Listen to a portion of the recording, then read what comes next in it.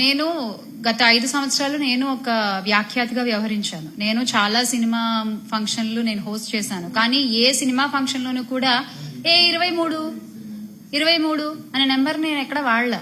నాకు తెలిసి ఎవరు వాడలా. కానీ ఈ రోజున ఏమైపోయిందంటే ఒక్కొక్కళ్ళకి వెటకారం అయిపోయింది.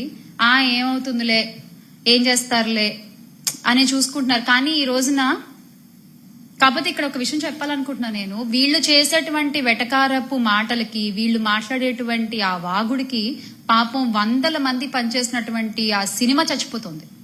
అది తప్పు కదా. వీళ్ళేదో వీళ్ళ పర్సనల్ ఈగోస్ కి వీళ్ళు మాట్లాడేస్తే స్టేజ్ లెక్కేసి ఎంత మంది ప్రొడక్షన్ బాయ్ దగ్గర నుంచి ప్రొడ్యూసర్ వరకు కొన్ని 100 కుటుంబాలు ఒక సినిమా మీద ఆధారపడి ఉంటాయి. ఒక సినిమా నుంచి వచ్చే డబ్బు మీద ఆధారపడి ఉంటాయి. వాళ్ళందరూ ఎంత ఇబ్బంది కూడా అవుతున్నారు. ఒక సినిమా చచ్చిపోతోంది వీళ్ళు మాట్లాడే ఒక 2 లైన్ల మాటల వల్ల. అది ఖచ్చితంగా తప్పే. ఎండ్ ఆఫ్ ద డే సినిమాని సినిమాలాగా చూడాలి, సినిమా బతకాలి, దానివల్ల కొన్ని కుటుంబాలు బతకాలి. ఒక సినిమా ఇండస్ట్రీ నుంచి వచ్చిన అమ్మాయిగా నేను కోరుకునేది అదే. దయచేసి ప్లీజ్ ఎవరు సినిమా వేదికలపై రాజకీయాలు మాట్లాడకండి. ఇదొక రిక్వెస్ట్.